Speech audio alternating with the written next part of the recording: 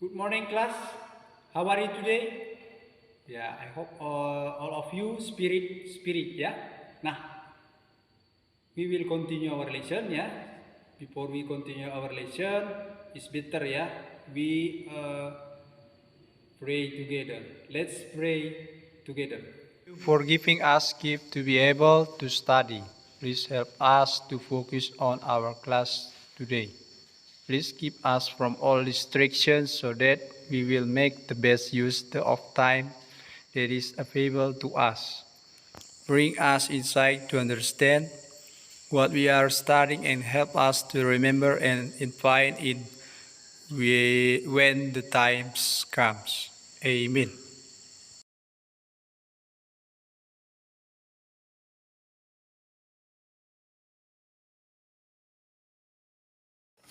Oke students, ya bisa diperhatikan ya, pada materi kita ini ada tujuannya yaitu salah satu menjelaskan tujuan komunikasi, struktur, dan unsur kebangsaan dari teks naratif.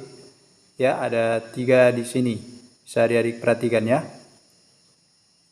Oke, next. Sesuai materi kita yaitu naratif teks. Nah, what is narrative text? Ya, narrative text is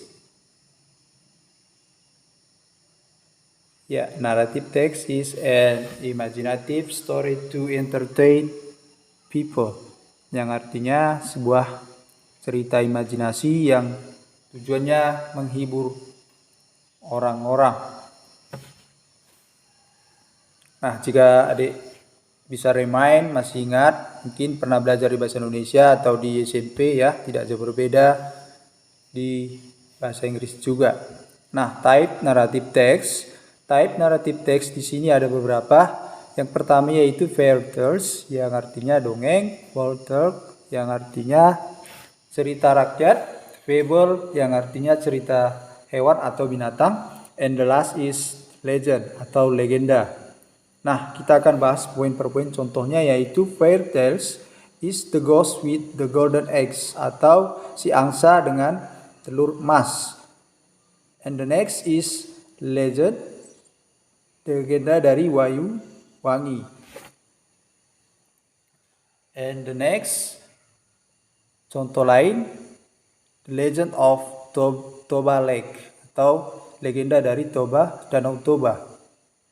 Nah, the purpose of narrative text atau tujuan dari narrative text ada 4 poin. Di sini saya sebut satu-satu. To immerse, yaitu untuk menghibur. And the second is to entertain. And the third, ketiga, to teach us to have good character, mengajarkan kita karakter yang baik pada cerita. And the last, yaitu to make us learn something from the story. Nah, di cerita itu akan mengajarkan kita bisa berupa pesan moral. Seperti contoh, fairy tales is Snow White.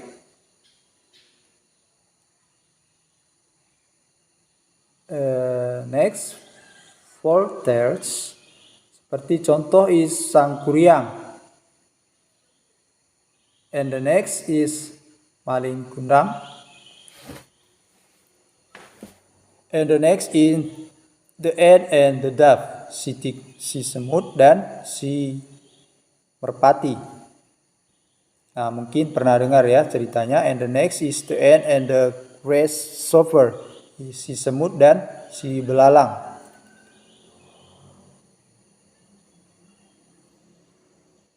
Oke, itu lebih jelas. Kita bahas dulu generic structure. Kita ketahui dulu apa itu generic structure pada narrative text. Yang pertama ya, the first, there is orientation, ada orientation, yang mana ini adalah terkait pengenalan tokoh, tempat, dan waktu. And the second, complication. Dalam narrative text tersebut ada masalah. Jika ada masalah, maka di sini yang ketiga adalah generic structure-nya resolution, solusi masalah. And the last, is reorientation. Reorientation ini di sini biasanya sebagai penutup atau paragraf terakhir dari naratif teks. Ya, kita bahas selanjutnya yaitu language feature, unsur kebahasaan. Di dalam naratif teks terdapat beberapa unsur kebahasaan yang harus kita ketahui. Is the first adverb of time. Ini terkait mengenai keterangan waktunya. Cerita yang biasanya naratif teks ini sudah bersifat lampau. Di sini adverb of time yang pertama itu once upon a time, one day, long time ago.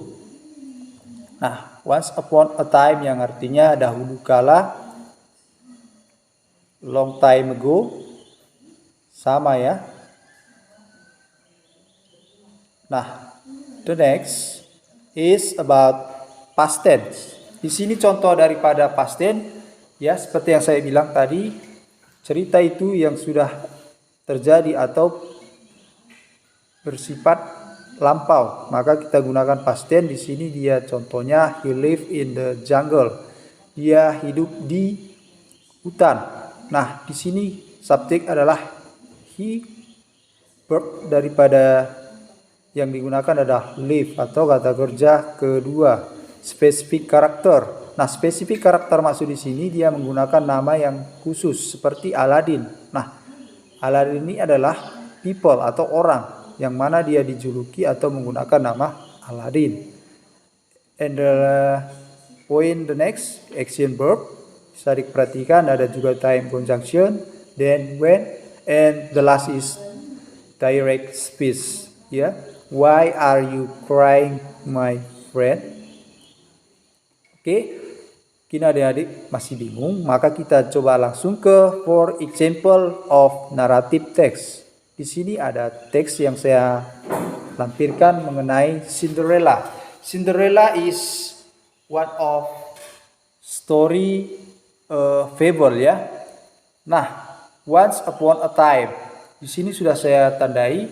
Ini adalah kategori yang daripada adverb atau orientationnya dalam cerita, yaitu terkait pengenalan tokoh, tempat, nah dan sebagainya. Di selanjutnya pada teks yang berwarna hijau, di sini dia sebagai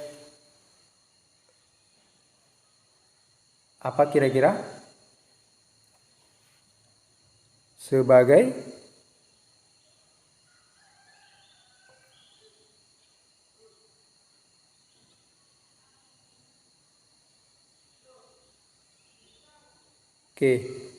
dia sebagai complication, yang mana dalam cerita adalah permasalahan. Nah, di next paragraf atau kotak yang ketiga yang berwarna ungu itu adalah resolution. Jadi kalau ada masalah, ada juga dia penyelesaian masalah di dalam naratif teks. Next is generic of structure atau terkait juga tadi language feature atau unsur kebahasannya. Di sini adverb of time-nya once upon a time yang artinya dahulu kala. Nah, karakter ada juga simple past tense and action verb and others. Bisa diperhatikan yang sudah saya tandai sebagai contoh daripada naratif teks. Oke, demikian dulu. Saya rasa untuk hari ini cukup dulu.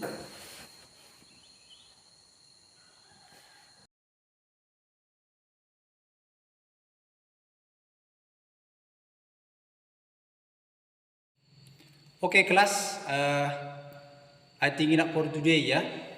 Nah, demikian dulu materinya.